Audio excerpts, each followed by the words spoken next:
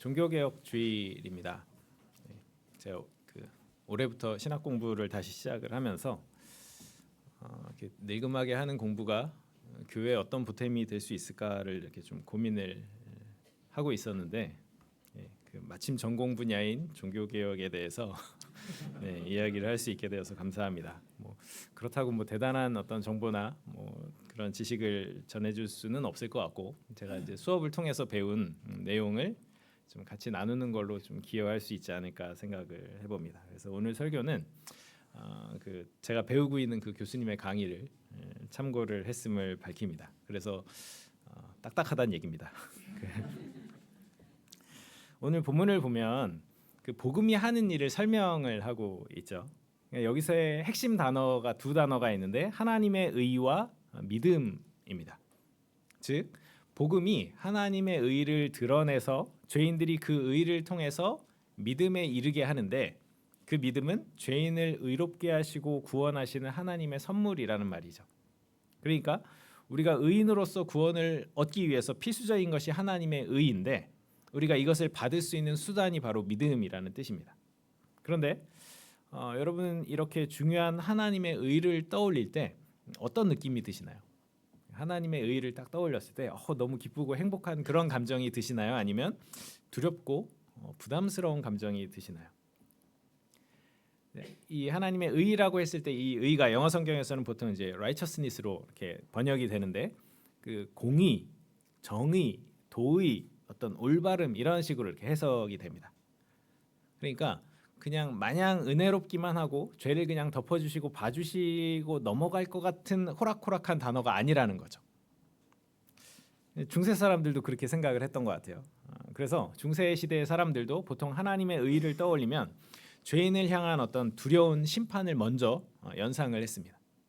그러니까 하나님의 의가 분명히 거룩하고 선하다는 것은 알고 있지만, 그 거룩함과 선함이 정작 자신들에게는 없기 때문에 만약에 하나님께서 이것을 우리에게 요구하신다라면 그거는 이제 너무 두렵고 부담스러운 일이 되는 것이죠.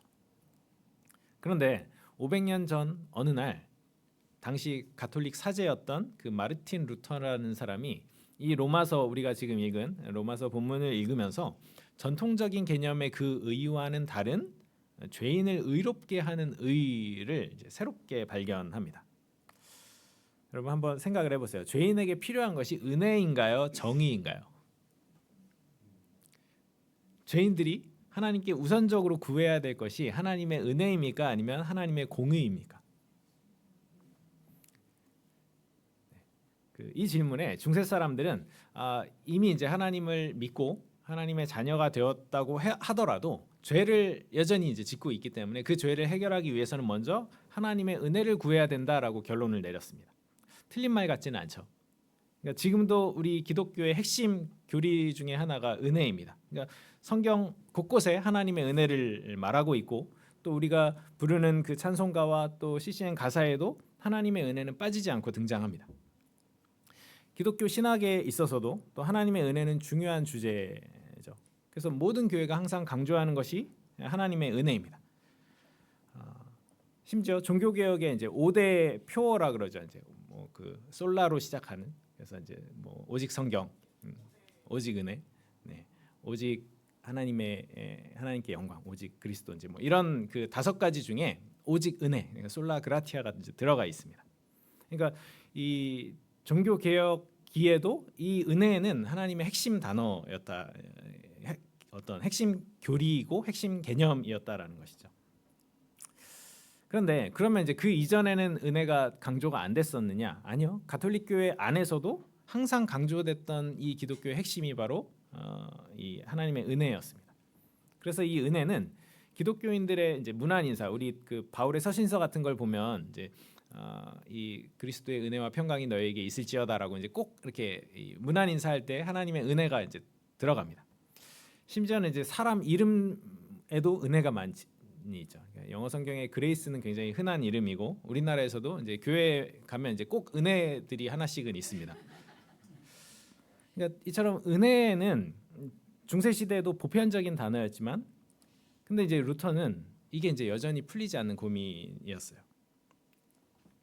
우리도 그렇지만 이 당시 사람들도 하나님의 은혜를 떠올렸을 때 가장 먼저 연상되는 것이 죄를 용서해 주시는 하나님의 자비하심 그런 거였던 것 같아요. 그런데 루터는 이게 납득이 안 됐던 것이죠. 루터는 가톨릭 사제였어요. 그런데 용서에 대한 그 죄 용서에 대한 확신이 없었습니다. 그래서 늘 불안했고 구원의 기쁨을 누리지 못했습니다. 루터가 이제 성격이 되게 이렇게 괄괄했던, 처음에는 그렇지 않았던 것 같은데 이제 나중에 종교 개혁을 하면서 이제 혁명을 하고 막 이러다 보니까 좀 성격이 안 좋아진 뭐 그런 면이 없지 않아 있지만 어쨌든 그 전에 사제로 있었을 때는 굉장히 섬세한 사람이었던 것 같아요. 그리고 똑똑한 사람이었습니다. 루터는 원래 법을 공부했던 사람이에요. 그러니까 법학자였습니다. 그 법학도의 입장에서 하나님의 법을 생각을 해보니까 세상의 법과는 다른 측면이 있더라는 겁니다. 세상의 법은 사람의 외적인 행위만 판단을 하죠. 그러니까 사람의 마음 깊이 뿌리내린 그 내면의 동기까지는 다루지 않습니다. 다룰 수도 없고. 근데 반면에 하나님의 법은 우리의 마음으로부터 우러나오는 순종을 요구하시죠.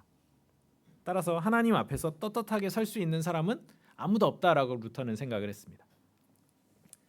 그러니까 하나님의 법은 온 마음과 뜻과 정성을 다해서 하나님과 우리의 이웃을 사랑하는 마음으로 행할 것을 요구합니다. 이 요구에 부합하지 않는다면 겉으로 보기에는 괜찮아 보이고 선행으로 보여도 결국은 위선이라는 것이죠. 루터가 이제 그렇게 생각을 했어요. 그러면 이제 루터의 기준이 너무 높은 걸까요? 우리가 정직하게 하나님의 법을 이해한다면 귀결되는 결론이 이겁니다. 예를 들어서 간음의 유혹을 받는 사람이 있다고 한번 생각을 해보세요. 그러면 이제 우리가 십계명에도 간음하지 말라라는 명령이 있기 때문에 그 사람이 결국 그 유혹을 참아내고 행동으로 옮기지 않았습니다. 이 경우에 세상의 법에 따르면 이 사람은 무죄한 사람이죠.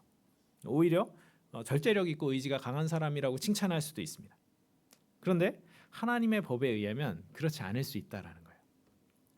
만약에 이 사람이 마음속으로 그 음욕과 싸우면서 차라리 간음하지 말라라는 요 법만 없으면 내가 어떻게 좀 해볼 텐데 이제 이렇게 생각했다면 정말 문제가 되는 거죠. 그러니까 제한만 없다면 언제든지 내가 원하는 것을 하겠다라는 것이 그 사람의 진심이기 때문입니다. 근데 이제 루터에 따르면 이런 생각의 그 근원에는 뭐가 있냐? 차라리 하나님이 안 계시면 좋겠다라는 그런 생각이 자리 잡고 있다라는 겁니다. 더 나아가서 이런 상태는 그러면 이제 행동적으로는 통제가 되죠. 겉으로는. 근데 마음으로는 그러니까 내가 정말 원하는 건 따로 있는데 그걸 못하게 하는 하나님이 미워지겠죠. 루터는 그렇게 생각을 했습니다. 그래서 이런 사람은 정말 전심으로 하나님과 하나님의 법을 사랑하는 그런 동기에서 행동하지 않았기 때문에 그가 한 행동 역시도 하나님께서 기쁘게 받으실 만한 그런 선행이 아닌 겁니다. 루터는 너무 이렇게 청렴결백하기 때문에 그런가?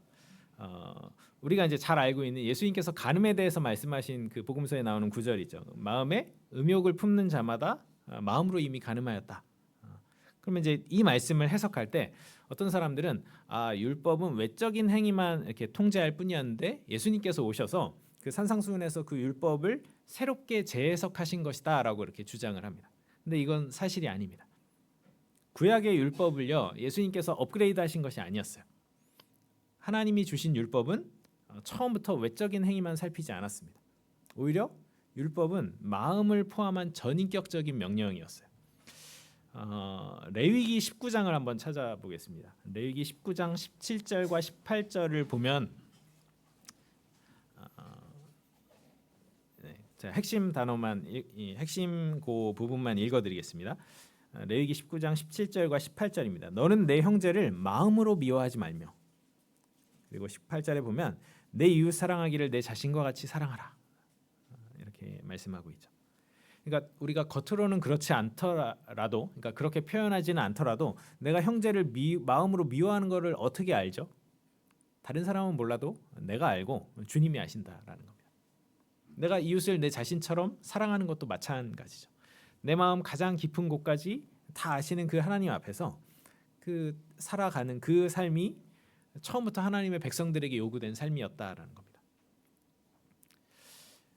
이 율법의 원리에 따라서 예수님께서도 마음의 동기를 중요하게 여기셨어요. 우리 마태복음 22장 37절에 보면 이렇게 말씀하고 있습니다. 내 마음을 다하고 목숨을 다하고 뜻을 다하여 주 너의 하나님을 사랑하라. 예수님께서 율법을 새롭게 해석하신 것이 아닙니다. 처음부터 율법은 우리 마음으로 하나님의 법에 순종할 것을 명령하고 있는 것이죠. 그렇다면 하나님 앞에서 나는 뭐 미움도 없고 탐욕도 없고 정말 깨끗한 마음으로 하나님을 사랑하고 이웃을 섬기고 있습니다라고 자신 있게 말할 사람이 과연 누가 있을까요? 그러니까 이런 사실에 정직하게 이렇게 대면했기 때문에 루터는 참된 그 마음의 평안을 누릴 수 없었던 겁니다.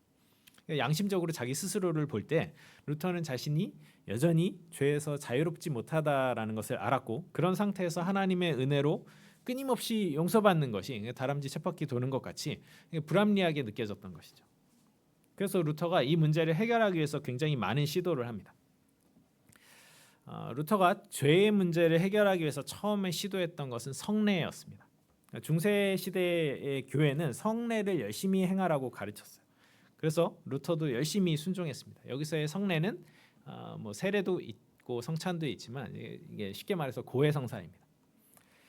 중세 시대에 인간의 어떤 인생, 태어나서 죽을 때까지의 어떤 그 사이클을 한번 이제 생각을 해보면, 지금은 그렇지 않지만 일단 이제 아이가 태어나면 유아 세례를 줍니다. 그러면 그 당시의 믿음은 유아 세례를 받으면 원죄가 사라진다고 생각을 했어요. 그러니까 처음에 태어날 때부터 가지고 있는 그 원죄가 사라지는 겁니다. 근데 그렇다고 이 사람이 이제 그러면 이제 온전한 상태냐?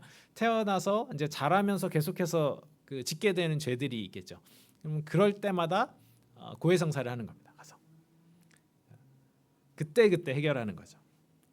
근데 그러면 이제 내가 부지 중에 생각하지 못하고 이제 넘어갔던 죄들도 있을 수 있고 사람들이 불안하잖아요. 그럼 내가 혹시 고해성사 안에서 해결하지 못한 죄는 어떻게 하지? 그래서 죽기 전에 사제를 또 불러서 마지막으로 세례를 이제 받습니다. 근데 이제 그러면 이제 그동안 이제 빼먹었던 그 사죄까지 여기서 이제 다 해결이 된다라고 믿었어요. 근데 그렇게 하더라도 천국에 가는다는 보장이 없었습니다. 당시 사람들이 생각하기에 천국에 도달하기 위해서는 그 일종의 통과 점수 같은 게 있었어요. 근데 그 점수가 이제 어마어마하게 높은 거죠. 그래서 보통 뭐 이렇게 성인 정도의 그런 수준이 아니라면 죽기 전에 그 점수를 다 채울 수 없는 겁니다. 그러면 이제 어떻게 해야 될까요? 그래서 만든 개념이 연옥 개념입니다.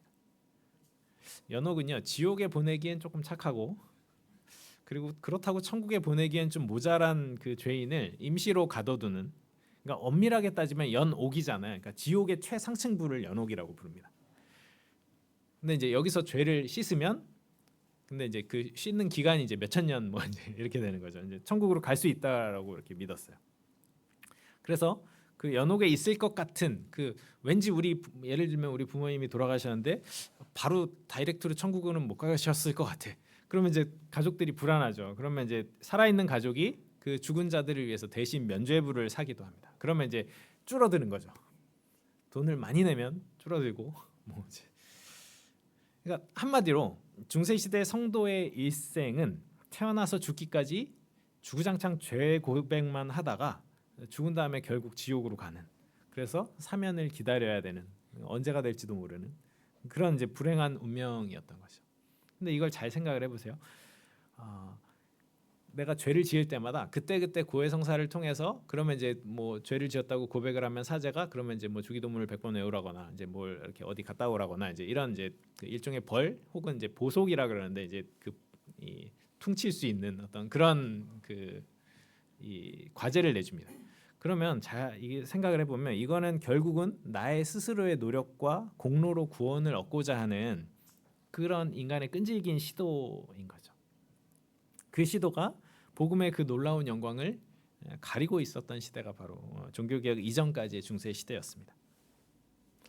그러니까 이런 구원관을 가진 시대였기 때문에 루터도 열심히 고해성사를 했겠죠. 그러니까 본인이 사제인데, 그러니까 본인이 들어줘야 되는데 자기 동료 사제들 옆에 이렇게 앉혀놓고 내가 지금부터 고해성사를 할 테니까 들어줘라. 보통 시작하면 루터는 한 2시간 정도 했다 그래요. 어떤 날은 6시간. 그래서 이제 듣고 있던 사제가 이제 뛰쳐나와가지고 그만하라고 별것 같지도 않은 거 가지고 이렇게 막 하니까. 근데 루터는 그만큼 민감했던 거죠. 그러니까 작은 잘못 하나까지 일일이 기억하려고 노력했고, 마음으로 일어났던 그런 죄까지도 다 고백하면서 정말 최선을 다했습니다. 그런데 여전히 마음에 평안함이 없었죠. 그래서 나중에는 고행도 합니다. 그리고 더 나중에는 성지순례를 다녀옵니다. 그러니까 이 당시에 이제 아까 말씀드린 것처럼 그 천국 통과 점수가 있다면 그 중에 성지순례를 한번 갔다 오면 꽤 높은 점수를 받을 수 있었다 그래요. 근데 이제 한 6개월 정도, 길게는 1년 정도가 걸렸다 그래요. 그러니까 그 시간과 비용과 그 노력을 이제 감수하고 갔다 오는 겁니다. 그래서 루터도 당시 이제 교황청이 있었던 로마로 성지순례를 다녀오는데 오히려 이제 거기서 교회 타락상만 목격한 채로, 왜냐하면 그 당시에 성직자 전용 매춘부가 따로 있었거든요. 그러니까 그런 정도의 수준이었습니다. 그러니까 아주 실망한 채로 돌아옵니다. 그렇게 죄의 문제를 해결하기 위해서 열심히 애썼던 그 루터의 진지한 시도들이 사실은 다 실패를 한 것이죠. 그리고 그 자기가 할 수 있는 모든 노력을 다 하고 결국은 그것이 실패라는 것을 이제 깨달은 그 후에 새로운 길이 열립니다. 루터가 비텐베르크 대학이라는 곳에서, 그 당시에는 이제 성경이 많지 않았기 때문에 대학마다 하나 정도 이제 온전한 성경 전서는 한 권 정도 이렇게 있었어요. 근데 이제 비텐베르크 대학에 그 성경이 있었던 겁니다. 그래서 비텐베르크 대학에서 성경 강해를 하기 시작합니다. 근데 이제 시편, 로마서, 갈라디아서, 히브리서를 강해를 하는데 이게 이제 참 하나님의 섭리라고 생각이 되는 게, 이게 이제 다 그 이신칭이, 그러니까 믿음으로 구원을 얻는 것에 대한 이야기들이 요 안에 다 들어가 있어요.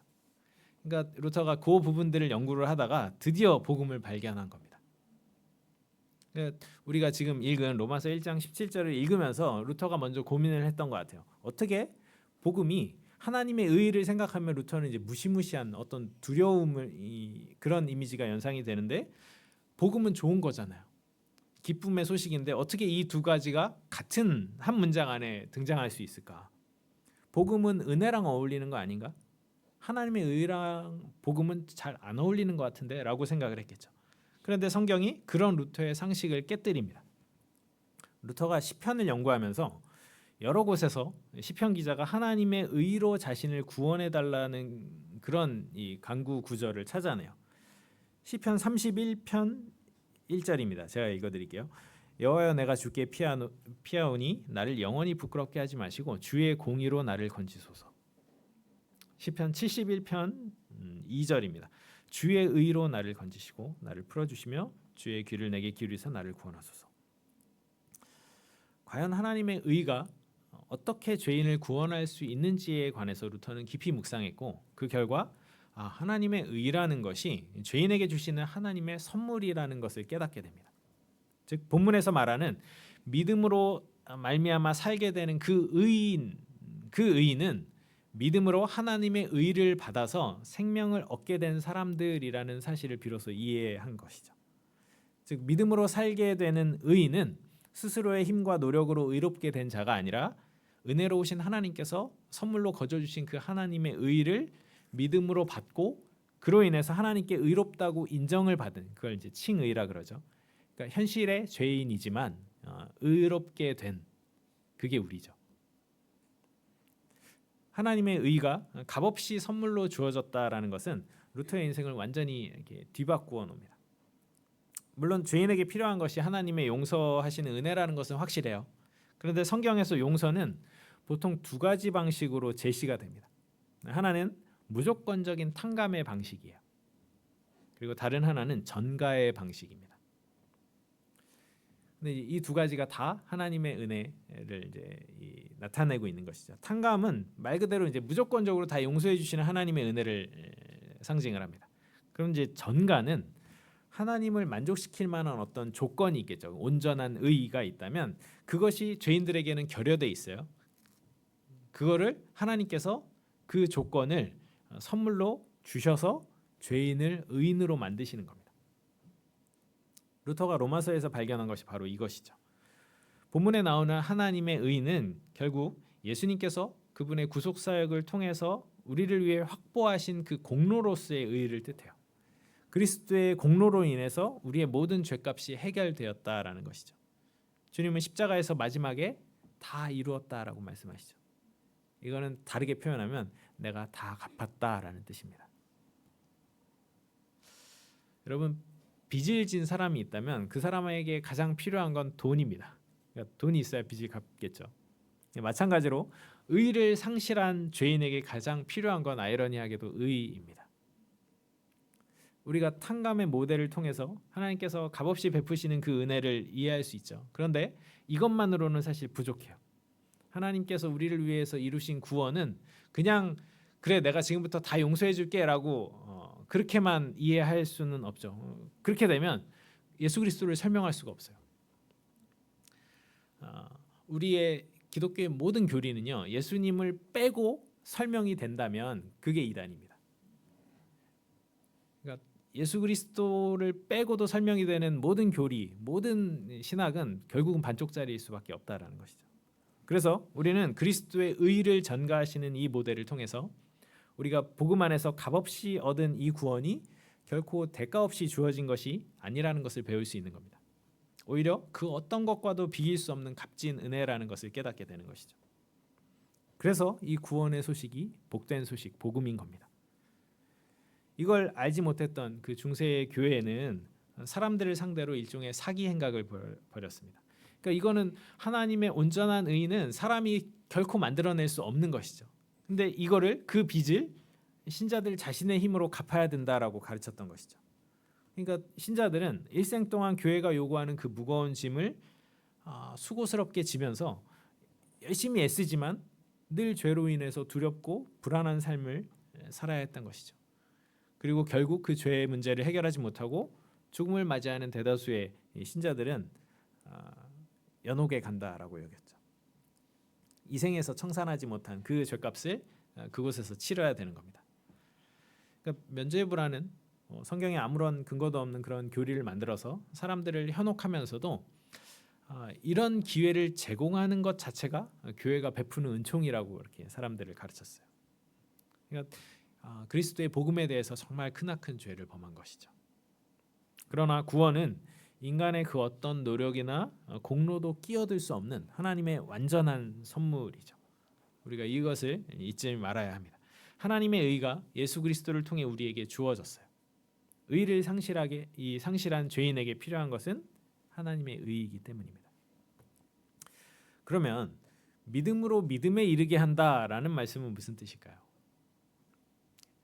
우리가 구원에 대해서 자칫 오해할 수 있는 것은 하나님의 책임과 인간의 책임을 이원론적으로 이렇게 구분하는 겁니다.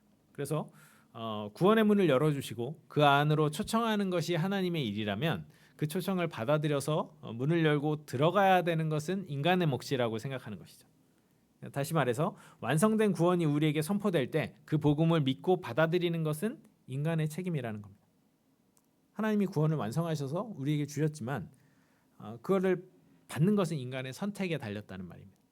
하나님이 우리가 결코 이룰 수 없는 그 완전한 의를 예수 그리스도를 통해 우리에게 주셨어요. 인간의 구원에 필요한 모든 준비를 다 주셨으니까 우리는 이제 그것을 받기만 하면 되는데 그게 바로 믿음이라는 것이죠. 그러니까 믿기만 하면 된다. 그러니까 완전히 떠먹여 주겠니? 여기까지 차려줬으면 이제 먹는 건 니네가 해야지라는 어떤 식인 거죠. 맞는 말 같지 않나요? 그래서 우리의 믿음을 구체적으로 표현하는 행위로 우리가 복음을 받아들이고 예수님을 영접한 것이죠. 그러니까 우리가 보통 전도할 때 영접 기도문을 따라서 기도하거나 혹은 전도 집회에서 이렇게 무대 앞으로 나가는 그런 행동이 그런 믿음에 대한 반응이고 표현이지 않았나요? 근데 이게 아니라는 겁니다. 물론 하나님은 인간의 어떤 의지적인 반응과 구체적인 표현을 통해서 일하시기도 하시고 또 우리가 그렇게 믿음을 고백하고 결단하는 것을 기뻐하세요. 그런데 그런 반응과 고백이 인간 고유의 존재 안에서 만들어지는 것은 아니라는 말입니다. 만약에 그렇게 생각한다면 여기 본문에 나오는 믿음은 인간의 것이어야 돼요. 그래서 이 믿음의 주체를 인간으로 놓고 이 본문을 해석하면 인간이 비록 처음에는 작고 연약한 믿음을 스스로 만들어서 초라하게 시작하지만 부지런히 그 믿음을 키워내면 나중에는 크고 굳건한 그런 믿음으로 구원을 완성하게 된다라는 해석이 가능합니다. 그럴듯하죠. 근데 이렇게 해석하면 인간의 구원은 결국 우리에게 달려있는 것이 됩니다. 얼마나 불안합니까? 그런데 반대로 이 믿음의 주체가 하나님이라면 이 본문을 어떻게 해석할 수 있을까요? 하나님의 믿음이 우리의 믿음을 생성하고 이끌어내고 완성하신다는 뜻이 됩니다. 하나님의 의가 선물로 주어진 것처럼 믿음도 하나님의 선물이라는 것이죠. 믿음의 소유자도 하나님이세요. 내가 믿고 싶어서 스스로 믿음을 만들어낸 사람은 없습니다. 우리가 다 명확하게 이렇게 설명하기는 어렵지만 믿어지는 거죠. 내가 어쩌다 이렇게 하나님을 믿게 됐지? 내가 믿어야지라는 의지를 통해서 믿음이 발동된 것이 아니라 믿어진 겁니다. 그래서 아우구스티누스가 이렇게 말합니다. 믿음은 시작에서나 완성에서나 다 하나님의 선물이다. 그러니까 믿음은 기원뿐만 아니라 그 과정과 완성까지 다 하나님께 달려 있습니다. 그래서 성경이 믿음으로 믿음에 이르게 한다라고 선언하는 겁니다.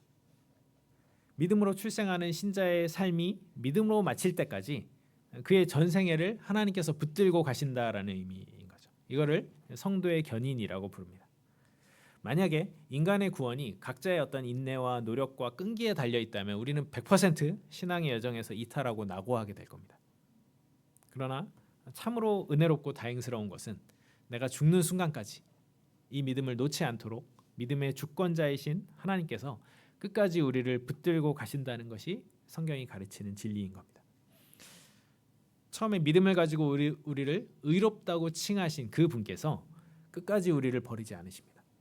우리가 그리스도 앞에 다시 설 때까지 우리의 믿음을 유지해 가시는 그 주체가 하나님 자신이라는 것이죠. 이것이 얼마나 은혜인지 우리가 생각해 봐야 합니다. 그럼에도 불구하고 우리에게는 여전히 죄가 남아있죠. 복음을 받아들이고 하나님의 거룩한 자녀가 되었음에도 우리는 크고 작은 죄를 여전히 범하면서 살아갑니다.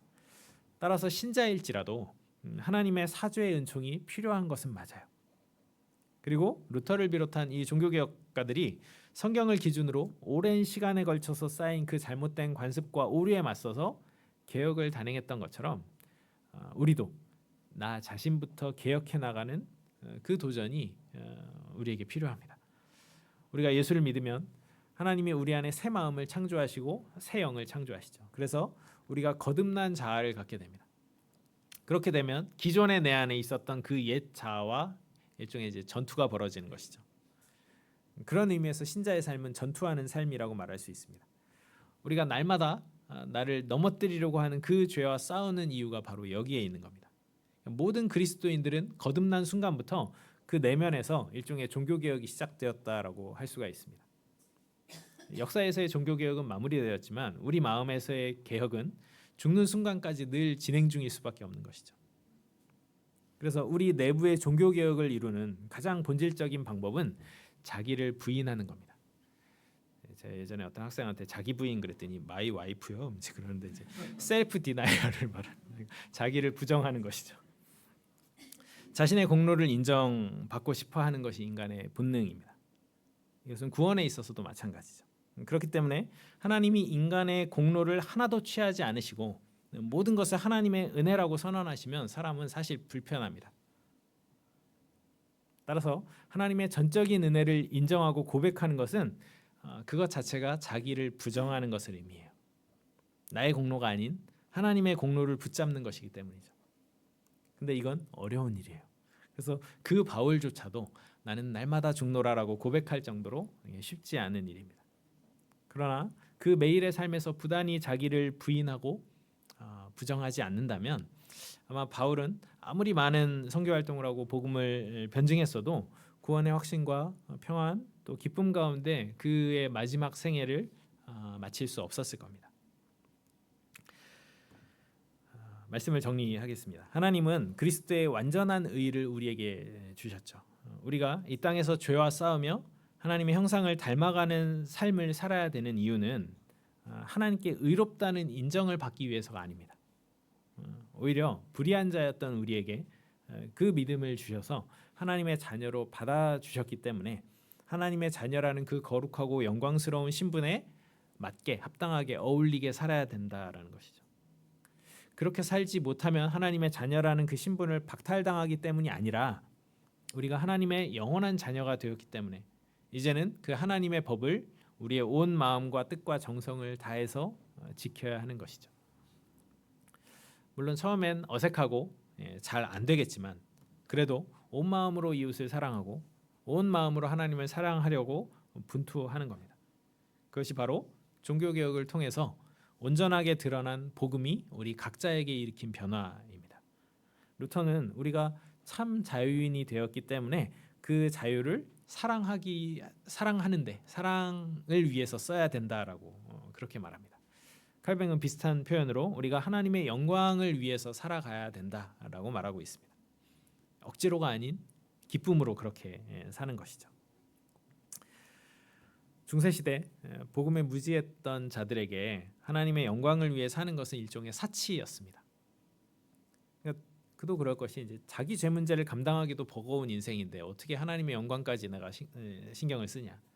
그런데 이제 그리스도의 의를 선물로 받은 우리에게는 하나님의 영광을 위한 삶을 살아갈 수 있는 그 자격과 요건이 주어져 있습니다. 이제 우리에게는 각자의 삶을 개혁할 역할이 주어진 겁니다. 종교개혁은 단지 하나의 사건이 아니라 성경에 기록된 복음의 참된 의미를 발견하여서 한 사람의 인생을 변화시키고 그로 인해서 그가 속한 공동체와 사회, 나아가서 세상을 변화시키는 하나님의 역사였습니다. 그리고 그 역사는 오늘 우리에게까지 이어졌죠. 그렇다면 이제 우리가 그 종교개혁을 이룰 차례일 겁니다.